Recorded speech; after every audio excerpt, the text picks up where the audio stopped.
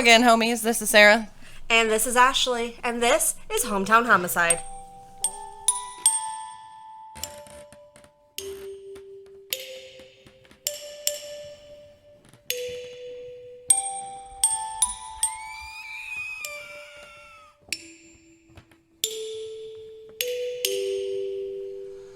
Hello. Hopefully no one's still hungover from St. Patrick's Day. Wasn't hungover at all. And I wasn't either, but I just don't get hangovers. You never get hangovers. That doesn't count. I know. Nick sent me a gif of Homer Simpson driving the car, and he's like all hammered looking, like whatever. He's like, this is how I feel right now. I went out too late. I mean, I worked, and then I went out, and then I paced myself, and then ate dinner. So yeah, I actually was in bed by a somewhat decent time, and I felt fine. My mom messaged me the next day. She's like, I slept for like 14.5 hours yesterday. I'm like, I drank for 14.5 hours yesterday. I had my first breakfast beer in hand by 7:30, and I think by the time we left Hossie, it was a little after 10, so it was kind of like... closer to like 10:30-ish, but... Yeah. It was a fun day, though. You have a breakfast beer in your hand right now, because it is morning on a Sunday. It's my Saturday. It is her Saturday. So she's got beer. I have a nice coffee that I made. This is who we are. It's fine. And it's friggin' 10:24. It's not like it's 7:30 again, so. No judgment. Oh, I know. Something, well, I say awesome, but not, like it's good, but it's bad, but it's good. The Anina Knutson murder that we covered in episode 10, Murder in Minot. I'm part of that Facebook group that it's called Justice for Anina Knutson. Now they changed it recently. But there was an arrest made. Minot police arrested 34-year-old Nicole Rice Wednesday for the stabbing death of 18-year-old Knutson at their Northwest Minot apartment in 2007. She was the roommate. And it seems like her father, when I read a little bit into it, her father maybe had made some contradictory statements of her being with them all weekend. Okay. Because that was her alibi, was that she was with her parents all weekend. Yeah. So. Yeah, the comments on the article that was posted in that group were wild. Yeah, they were tearing that girl apart. I mean, rightfully so. Someone did say... guilty until, or innocent till proven guilty. Some of those people were saying innocent until proven guilty, which is true, but yes, they must have had some type of evidence. Yeah, I watched the video of the police chief or whatever doing his press conference about making the arrest and whatnot, saying that just hard work and not giving up on it kind of pulled all the little facts together and stuff. There's, in that group, someone took a screenshot of Nicole's Facebook before it was taken down, because it is taken down now. And she had shared something of somebody else's talking about a kid being bullied, which obviously is a sad, terrible thing. And they're like, how can you live with yourself murdering your roommate for how many years, but you're going to sit here and be married and have kids and share this about whatever. And remind me, too, because I haven't gone back to listen to number 10, because doing my own research makes me forget. How was she murdered again? She was stabbed with a pocket knife. Her dad went... Oh, that's right. Yep. And then the maintenance guy... Correct. Yes, okay. If you haven't listened to it, or if you want to know what we're talking about, you can go back to episode 10, Murder in Minot, and catch up on that. And I'm really interested to to see some follow-ups of what evidence they found, how it linked back to her, and what made them make that arrest. I would really be interested in following updates that. And stuff. Yes. Yeah, which is, kind of why I joined the group. Like, if I can find a group for things like this, I'm like, follow along, see if there's any updates. And I was at work, and I was like, holy shit! Or maybe I was at home. Doesn't matter. Either way, I was like, holy shit, they made an arrest! I'm like, oh my god. So. Yeah, that's awesome. Yeah. So hopefully they're going to actually get justice for her. Any other news, business of sorts? Not that I can think of today. Sorry. No, I mean, it has been a fast week, a chill week. Fucking Iowa is already out of March Madness, which is a fucking bummer. But whatever. My bracket's already fucked anyway, so. I didn't do a bracket. Otherwise, I'd be paying attention. Yeah, that was like mostly why Nick and them wanted to go out. Partly St. Patrick's Day, but a lot of March Madness. March Madness is really fun, to be honest, because I love the whole bracket thing, watching the games. It gets exciting, but I didn't do one, and so I'm just like, I'm not going to watch the games. My mom sent me a message. She's like, getting in the shower. See you soon. Love you. Bye. Okay, bye. That was weird. I'm going to spend the day with her. We're going to grill. Because it's going to be beautiful today. It's already beautiful. It's like in 10:30, and I don't know what temperature it is. It's a day drinking type of day. Hell yeah, it is. Anyways, one thing I was going to mention. Oh. Thank you to the boys with the Z77. These bitches are good at telling the stories and are fun to listen to. Thank you for the 5-star rating on Apple. Hey, the boys. Still need to help even out the review from KJoFo. 12? Yeah, thanks. That's all I have to say. We were that terrible, you didn't have to keep listening. Again, fuck it. It's fine. Whatever. So, what do you have for us today, Sarah? So, this week we're in Fox Lake, Illinois.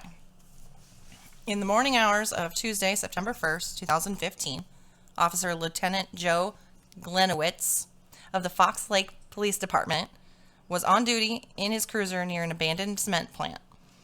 At 7:52 a.m., Lieutenant Glenowitz radioed dispatch to report that he was in pursuit of 3 men, 2 white and 1 black. 3 minutes later, at 7:55, he radioed again and requested backup. Additional officers responded, but at 8:09 a.m., they found Lieutenant Joe Glenowitz dead, laying in a wooded marsh. Oh. He was found scraped and bruised, approximately 50 yards from his vehicle.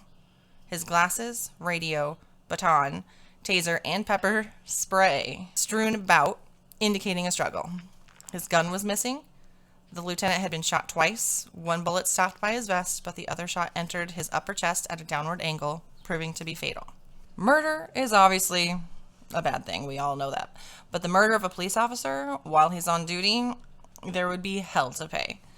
A tremendous manhunt was started, looking for the 3 men that Lieutenant Joe Glenowitz reported to dispatch that morning. Over 400 officers combed through the woods in the area, using any means available.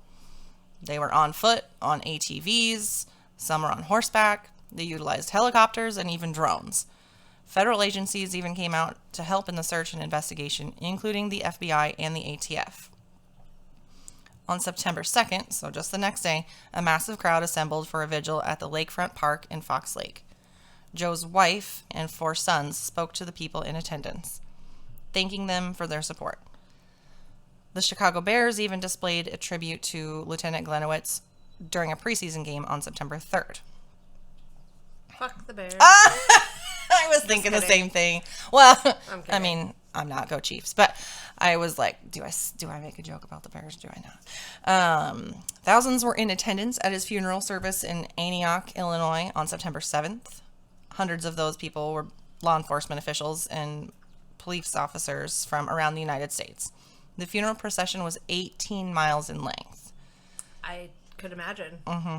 Thousands more people lined the streets along the procession route to show their support for the fallen officer, waving American and thin blue line flags, some holding homemade signs and posters thanking Joe for being a hero. But soon it would be revealed that all was not what it seemed to be. Hey guys, if you're enjoying the show, please give us a like, a subscribe, a rating, or comment. Also, you can always feel free to share your favorite episode with someone else that enjoys true crime. Thank you. Well, I'm going to Tarantino it a bit and go back to the beginning. Okay. Charles Joseph Gliniewicz was born on August 25th, 1963 in Libertyville, Illinois. He attended Marmion Military Academy and graduated from Antioch Community High School in 1981. Joe then served in the United States Army for 4 years, as well as dedicating 23 years to the Army Reserves, where he was trained as a military police officer, drill sergeant, sniper, and an airborne assault. There's a picture of him. He's got a cigarette hanging out of his mouth, a smirk on his face, and a shirt, like a tank top, like muscle shirt kind of thing, that's got a parachute type deal on it, and it says, I jump out of planes and kill people. Oh. Yeah, so he was like, I'm a badass motherfucker Yeah. kind of guy.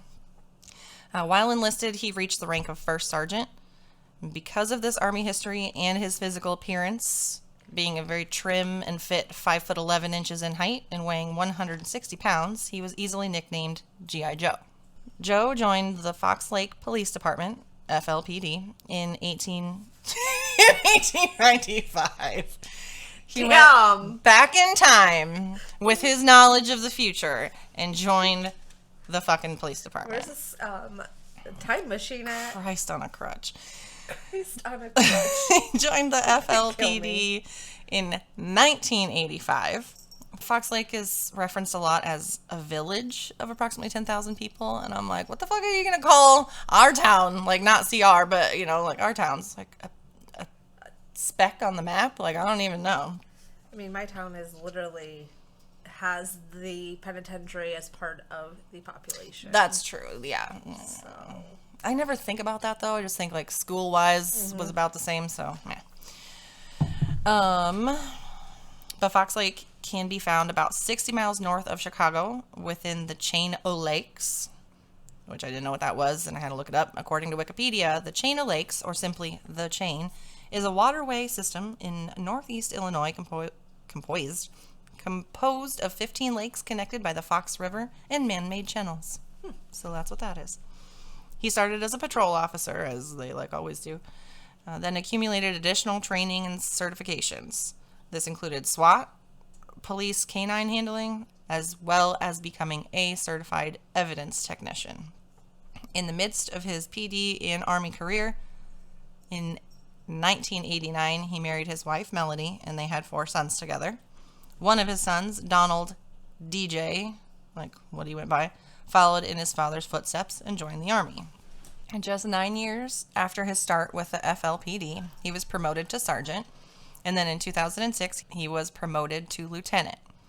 In addition to all of these achievements, he was also in command of a program that mentored adolescents and young adults that were interested in law enforcement professions, called the Fox Lake Police Explorer Program, Post 300. He had begun helping with the program just a year into his involvement with the FLPD and was head of the organization the following year. There's a quote I found from Devin Arbay, I think is how you say it. He had been part of the Explorers. He was quoted about Joe saying he truly loved his job. He loved doing things for the Explorers, and the Explorers was a huge part of his life. He really dedicated hundreds of thousands of hours into bettering the Fox Lake community, the Illinois Law Enforcement Explorers, and the National Law Enforcement Explorers. But upon Joe's death, things were discovered that didn't line up with the all-American G.I. Joe portrayal he put on for everyone. Some of those things were included in the 264-page, 2-inch thick internal file on record at the city. Joe was a heavy drinker, and he had problems reported as far back as May of 1988.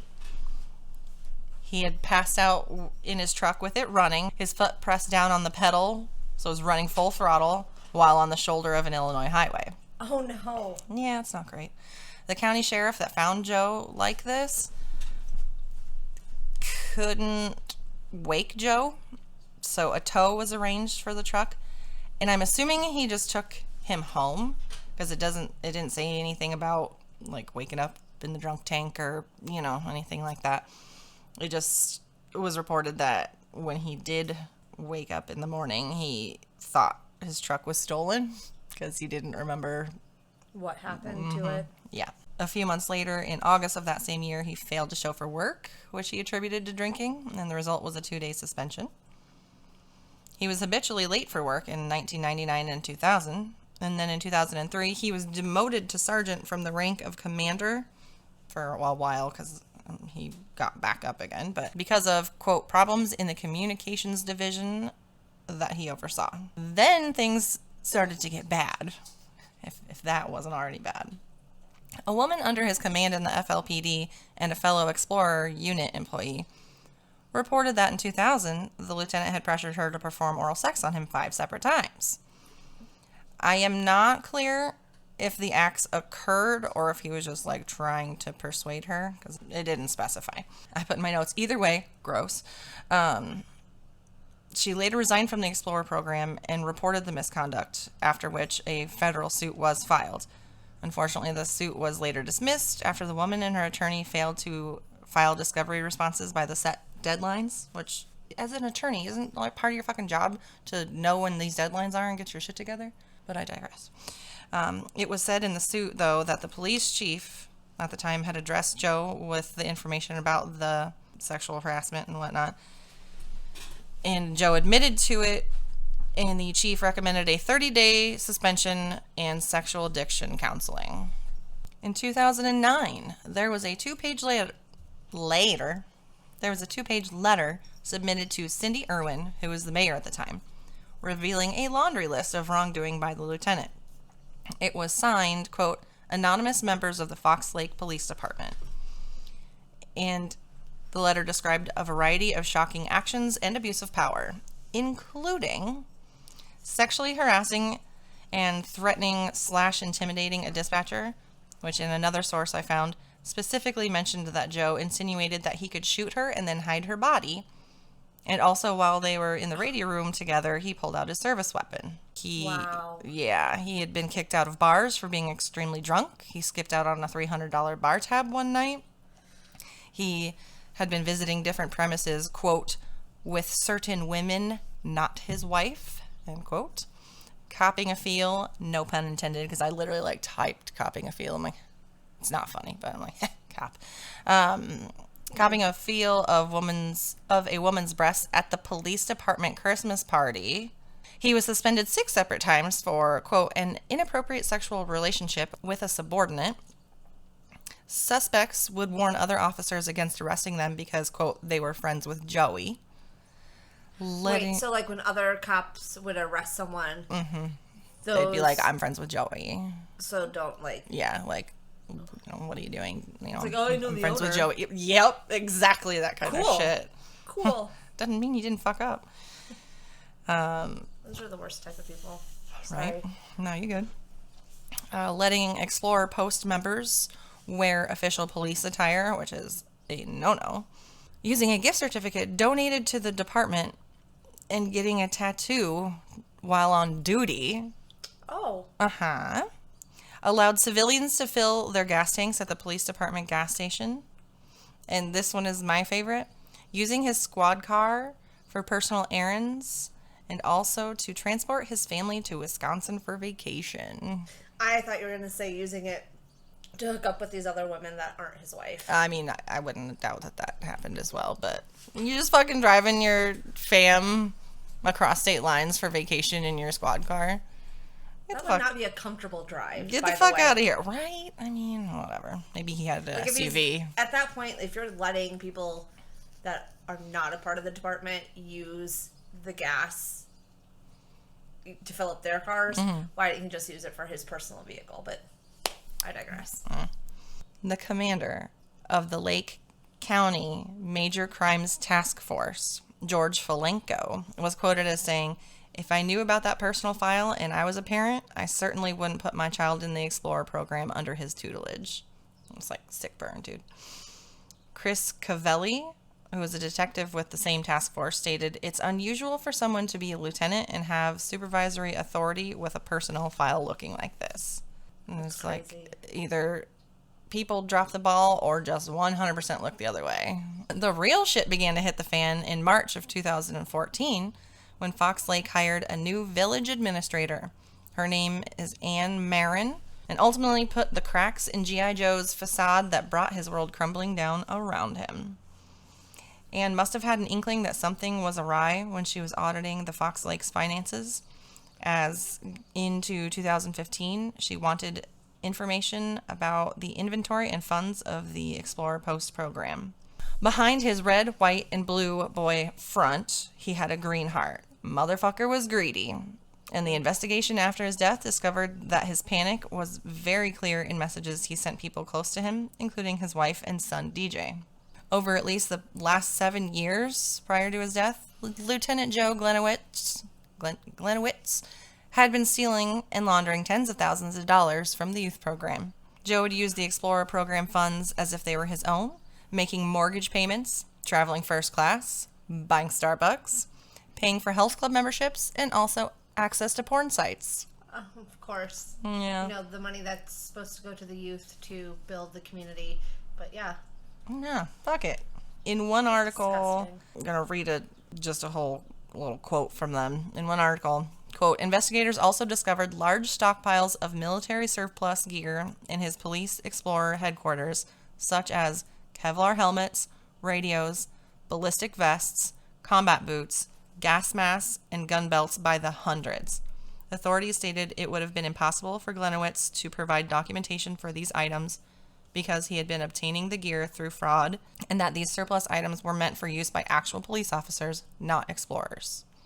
This investigation sorted through 6,500 pages of text messages and 40,000 emails, and found some specific mentions of misuse of funding, including comments about a $624.70 flight to his wife.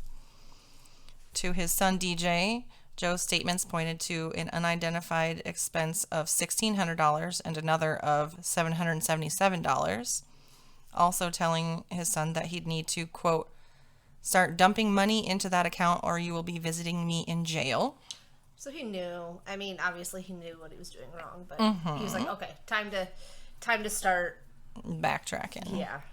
Another text to his son at a different time mentions loaning him nearly $2,400 to fix his truck. Investigators found something else extremely unsettling mixed in with the messages about the missing money. Notions of murder. Joe, in a text message, asked a woman to contact, quote, a high-ranking gang member to put a hit on the village manager and Marin. The one who was looking into this stuff. As well as suggesting the murderer for hire could plant something on her. In more texts with his son, conversation back and forth. Joe, she hates me. If she gets a hold of the old checking account, I'm pretty well fucked. Son, hopefully she decides to get a couple drinks in her and she gets a DUI. Joe, she does, but not around here and no one knows where. Like, she does, like, go have some drinks, I guess. Trust me, I've thought through many scenarios, that was all caps, from planting things to the Volo Bog. And I didn't know what the Volo Bog was, so I looked it up. Or no, I found it in an article. The Volo Bog is a state natural area that is 4 miles south of Fox Lake. It's basically a marsh. So Correct. He was like insinuating Getting rid of her. disposing of her body in the bog. And at the same time, he was thinking of applying to become a police chief in a nearby town in Antioch. I put in here, I'm like, which was stupid because even in some of his texts to his son, he's like, I would be leaving here and would have to turn this account over to someone else. It's like, well, then, yeah, you'd have to, like, backtrack and fix everything before you left anyway. Whatever. I mean, don't do dumb shit and then you won't have a problem, but clearly... Play stupid games, win stupid prizes.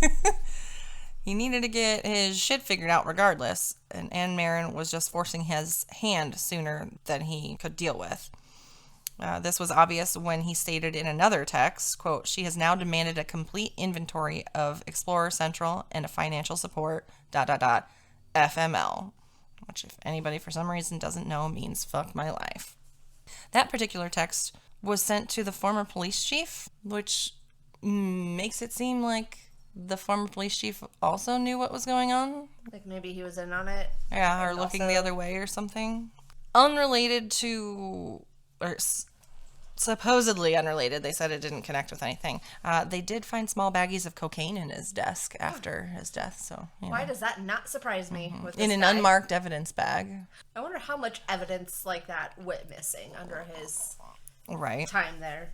It was August 31st when Ann Marin sent him the email inquiring about that inventory and report. Sometime that night or early the next morning, Joe deleted all the texts and emails from his phone.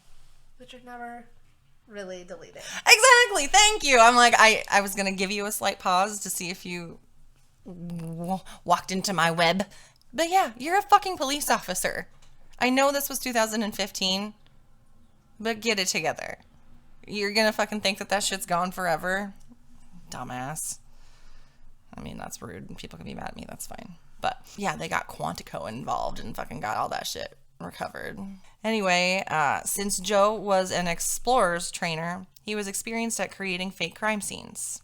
Well, if you recall, at the beginning I mentioned how his glasses, gear, etc. were scattered around him when officers arrived to serve as backup. And remember, his gun was missing. But they found it a couple yards away in the tall weeds because after he shot himself underneath his vest, he chucked the gun and let himself bleed out to look like he was murdered by the fictitious people that he mentioned in his radio call so he could die a hero and avoid all of this.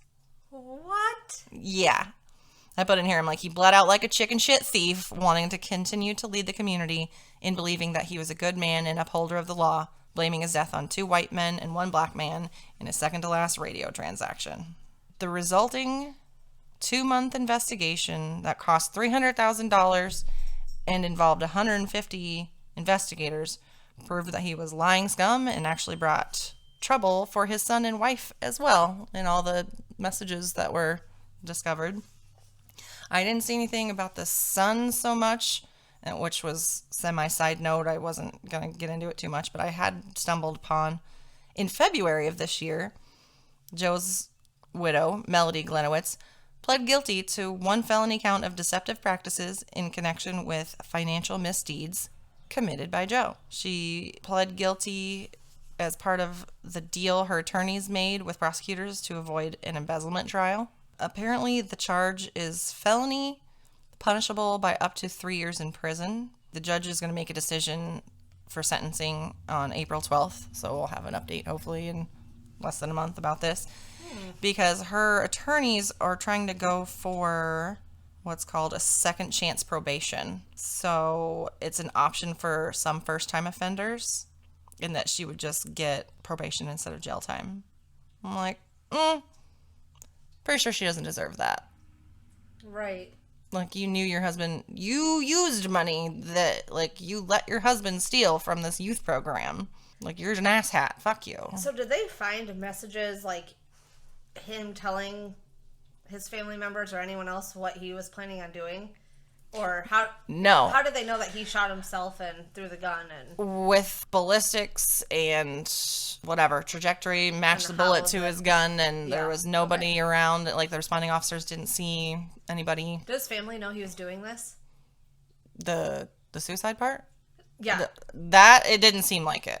I think he just thought of it one day. Is you know what? I think he decided this is the only way. Yep. To get out of this embezzlement.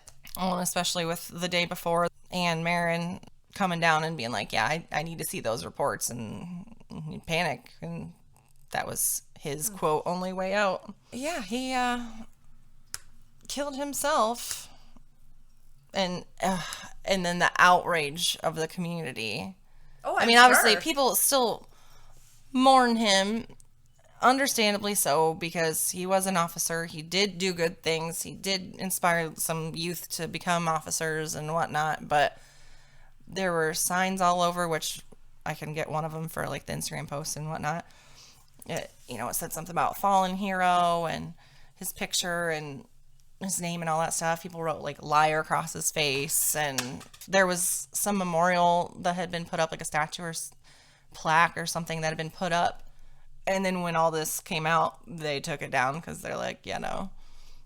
And all those people who went to his funeral and donated. There was some nonprofit things that helped donate to cover expenses or whatever. And people were like, give us that back.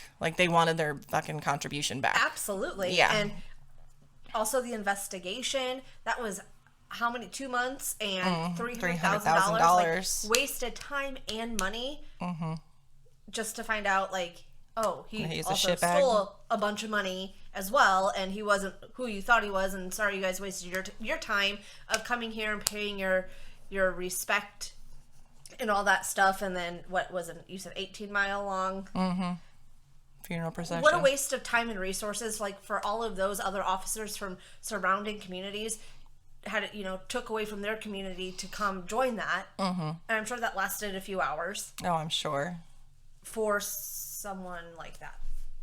And yeah, and it almost, it like steals emotions from people that it didn't warrant, because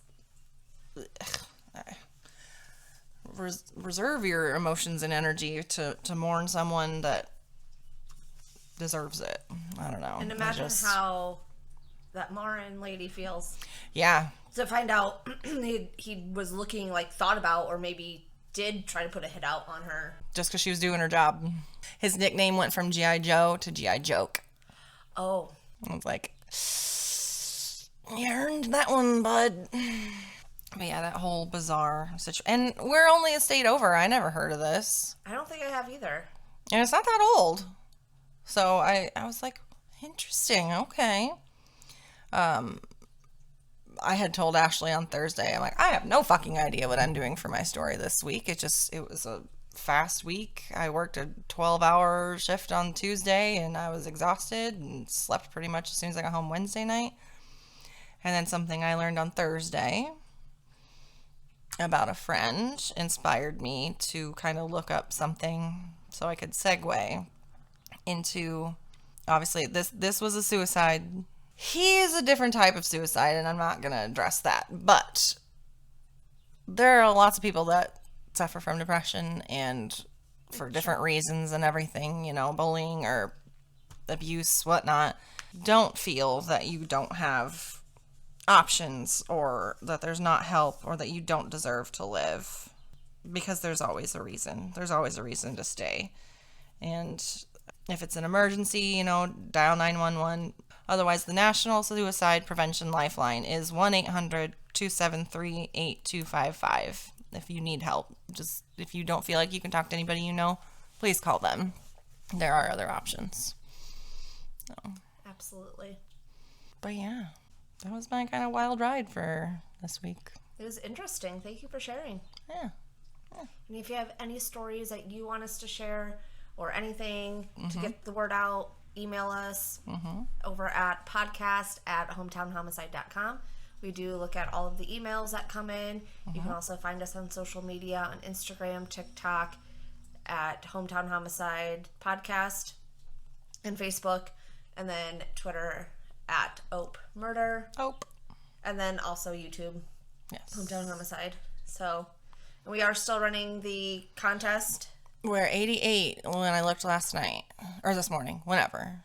I had 88 subscribers. This morning. So just 12 more, and we'll give away some merch. Thank you, everyone, for tuning in once again. And we want to tell stories to you, not about you. So stay safe. And this was Hometown Homicide.